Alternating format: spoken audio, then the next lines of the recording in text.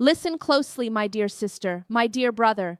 Let me share something that may sound small at first, almost insignificant. What if I told you that something tiny, something you usually swat away without a second thought, could be a gentle reminder that Allah is opening unseen doors for you? What if what you call annoying or unclean is actually a quiet sign that mercy is nearby?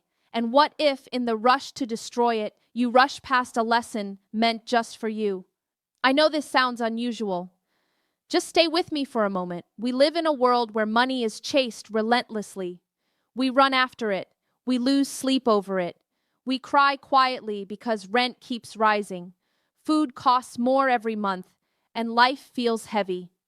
Many sisters, especially in the United States, single mothers, wives holding families together, women working endlessly while still forcing a smile, carry exhaustion deep in their hearts. In the silence of the night, you whisper, "Ya Allah, I'm tired," and Allah hears you. Allah tells us in the Quran in meaning that He is gentle with His servants and provides for whom He wills. Provision does not always arrive as cash or a promotion. Sometimes it arrives as a reminder meant to soften your heart. Allah also tells us that He created every living thing from water. Life itself is sacred. Nothing in His creation is random. Not the stars, not the wind, and not even the smallest creature that appears in your home when you least expect it. Let me be clear. I am not here to promote superstition. I am not saying an insect brings money. Provision comes only from Allah. But Allah teaches through signs, through moments, through lessons in mercy, patience, and gratitude. And these qualities invite barakah into your life. The Prophet taught kindness to all living beings. He told us of a woman forgiven by Allah for showing mercy to a thirsty animal. One small act changed her destiny. So what happens when mercy lives inside your home? Across cultures, certain small creatures have always been connected with provision. Not because they magically create wealth, but because they reflect values that attract Allah's help. Let me speak to you gently. The first is the ant. You see it and feel annoyed. It's tiny, slow, carrying something bigger than itself. Your instinct may be to crush it. But Allah mentions the ant in the Quran. Out of all creatures, Allah chose to highlight its story. That alone should make us pause. The ant has awareness, community, and care for others. It works steadily. It plans. It stores. It doesn't panic. It doesn't complain. It moves with patience and purpose. When an ant enters your home, it isn't there to take from you. It's trying to survive. Sometimes Allah is reminding you, slow down, be consistent, trust the process. Provision is not always instant. Ants don't rush, but they always arrive. When you choose not to kill it, when you gently remove it, your heart practices mercy, and mercy attracts mercy. The Prophet said Allah is merciful to those who show mercy. If mercy fills your home, what door of provision can truly stay closed? The second creature is the spider. Many fear it. Some panic, some destroy its web immediately. Yet Allah mentions the spider in the Quran as well. He teaches us that its home is fragile. Not to insult the spider, but to warn humans about relying on weak supports instead of Allah. The spider builds every day. If its web breaks, it rebuilds. It doesn't give up. For many listening, your life feels like that web. You build, it collapses, you rebuild. A marriage ends, a job disappears, a plan fails, yet you are still here. When a spider appears, it is not a bad sign. It is a reminder. Keep building, but don't attach your heart to the structure. Attach it to Allah. Allah tells us that whoever places their trust in Him, He is enough for them. When trust enters the heart, anxiety leaves. When anxiety leaves, clarity comes. And clarity leads to better decisions, and better decisions open doors of provision. Now let me move gently to the third creature, one that makes many people uncomfortable. Fear, disgust, panic. It brings all of that. The bee. Yes, the bee can sting, but listen to what Allah teaches us through it. Allah speaks about the bee in the Quran and says, in meaning, that He inspired it. Inspired. The bee is shown where to go, where to live, and what to take. And from its body comes something of different colors that carries healing for people. Healing, not harm. The bee works tirelessly. It travels far. It faces danger. It doesn't take more than it needs. It doesn't destroy the flower. It benefits itself and everything around it. The bee teaches balance. So many of us are exhausted because we carry burdens Allah never asked us to carry. Fear, guilt, pressure, scarcity. Islam does not teach us to worship signs. It teaches us to reflect on them. Your provision is written. Your sustenance is already decreed. But your behavior shapes how it reaches you. Mercy softens the heart. A softened heart recognizes opportunity. A hardened heart misses it. If Allah can place guidance in a verse, healing in a tear, and hope in a quiet prayer, He can place a reminder in something small crossing your floor. So next time you see it, pause, breathe.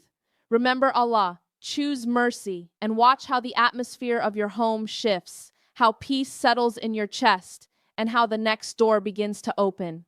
If this message speaks to your heart, stay connected. Subscribe and walk this path with us. These reminders are not meant to be rushed. They are meant to be lived, because Allah is closer than you think. Take what you need. Leave what is not yours. Trust that tomorrow has its own provision. For many women listening, especially in America, life feels like constant pressure. Be everything. Do everything. Fix everything. Provide everything. And when something goes wrong, you blame yourself. Allah never wanted that for you. Allah says in the Quran in meaning that He does not burden a soul beyond what it can bear. If you are breathing today, you are already stronger than you think. When a bee enters your space, don't panic. Don't scream, pause, open a window, let it find its way. Because sometimes Allah is teaching you how to let go without violence, how to remove stress without destruction. And here is something very important. Wealth is not only money. Some homes have money and no peace.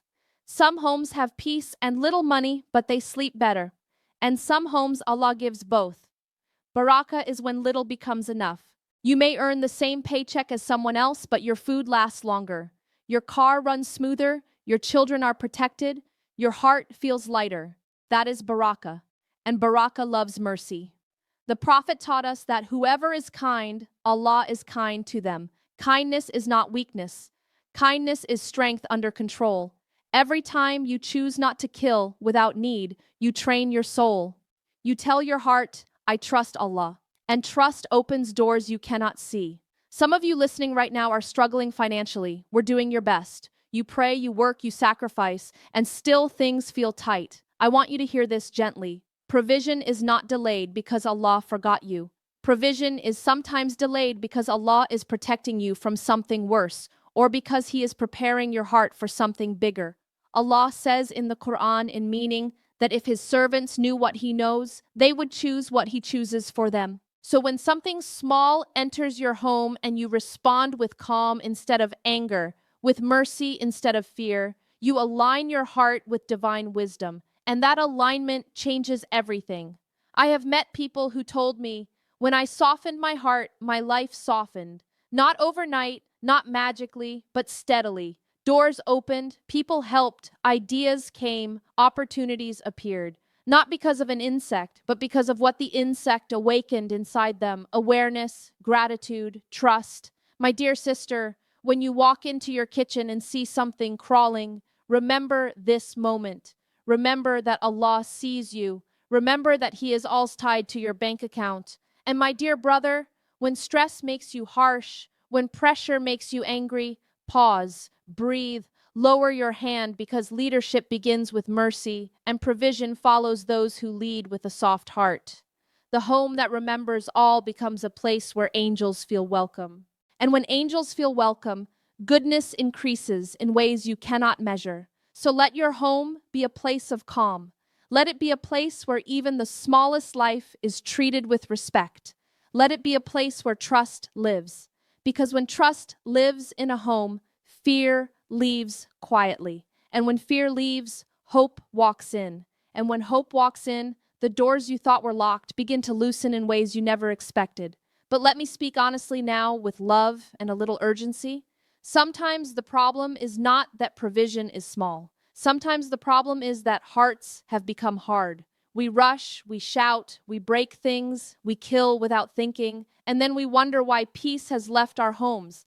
Allah did not create us to live angry lives. There is a verse in the Quran where Allah says in meaning that corruption has appeared on land and sea because of what people's hands have earned. That verse is not only about big crimes, it is also about small habits. How we react, how we treat creation, how quickly we lose patience. A home reflects the heart of the people inside it. If a home is always tense, always loud, always harsh, don't be surprised if Baraka feels far.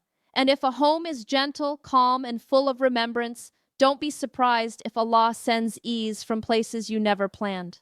I remember someone telling me, I had nothing but I stopped complaining. Just that, not a miracle, not a dream, just a decision. I stopped complaining and started thinking. Slowly, things changed. Not because money fell from the sky, but because their heart changed how they saw life. Allah says in the Quran in meaning that if you are grateful, He will increase you. Increase is not always in numbers. Sometimes it is in strength, sometimes it is in patience, sometimes it is in the ability to survive what would a broken ass one else and listen carefully. This is important. Some people kill every small creature in their home, but they don't kill the sins that are destroying their souls. They remove ants, spiders, bees, but they keep lying, backbiting, cheating, and neglecting prayer. My dear brother, my dear sister, this is not an attack. This is a reminder. The biggest blocker of provision is not an insect. It is a heart disconnected from Allah. When prayer becomes rushed, when dua becomes rare, when Quran becomes decoration instead of guidance, life becomes heavy. Not because Allah is cruel, but because we walked away from the source of light. Allah says in the Quran in meaning that whoever turns away from His remembrance will have a tight life, even if they seem successful on the outside. Tight life. That feeling of never enough. Enough money but no peace. Enough food but no satisfaction. Enough friends but deep loneliness. And yet Allah is so merciful. He sends reminders everywhere. Sometimes through pain, sometimes through delay, sometimes through something so small you almost miss it crawling across your floor. Allah is saying, come back to me. Not with fear, with love, not with perfection, with honesty. Some of you are listening right now with tears in your eyes. You didn't expect this message to touch you. You clicked out of curiosity and now your heart feels exposed. That is not an accident. Allah says in the Quran in meaning that He is closer to you than your jugular vein. He knows your struggle. He knows your silent prayers. He knows the nights you cried without telling anyone. And He's inviting you closer. Come back to simple faith, simple prayer, simple trust. Talk to Allah like a friend who never left you. Even when you walked away, say, Ya Allah, I'm tired. He understands. Say, Ya Allah, I'm scared. He listens. Say, Ya Allah, I don't know what I'm doing. He guides. And while you are at it, soften your heart, slow your reactions, choose mercy where you can, because the same mercy you give returns to you multiplied. The Prophet taught us that the strong person is not the one who overpowers others, but the one who controls themselves when angry. That control is power. That control attracts divine help. You don't need to change your whole life in one day. Just change one reaction, one moment, one habit. Lower your hand, lower your voice, lift your heart. Let your home feel Allah again. Because when Allah is welcomed into a home, even the walls feel lighter. Even the air feels calmer. Even the nights feel safer. And when Allah takes care of your heart, He takes care of everything connected to it. Connected to it. My dear sister, my dear brother, let me come closer now. Heart to heart. Some of you are carrying wounds no one can see. Betrayal, abandonment, words that should never have been said to you, promises that were broken, and you are still strong on the outside. But inside you are tired, and that tiredness is blocking your peace. Not because you are weak, but because you are human. Allah never asked you to carry hatred forever. He never asked you to replay pain every night. He never asked you to poison your own heart with resentment. Allah says in the Quran in meaning that He loves those who forgive, not because the other person deserves it, but because your heart deserves freedom. Forgiveness is not saying what happened was okay. Forgiveness is saying, I trust Allah to handle what hurt me. Some of you are asking Allah for provision, but you are holding on to grudges that are choking your soul. You want relief, but you won't release. You want doors to open, but your fists are closed. Open your hands, let it go. Not for them, for you. There are women listening right now who smile all day and cry alone at night. You did everything right. You tried, you sacrificed, and still things fell apart. Allah said that Allah says in the Quran, in meaning that He is the best of planners even when we do not understand. Sometimes Allah breaks something because it was breaking you, and there are men listening who feel like failures. You wanted to provide more. You wanted to be stronger. You wanted to protect your family better.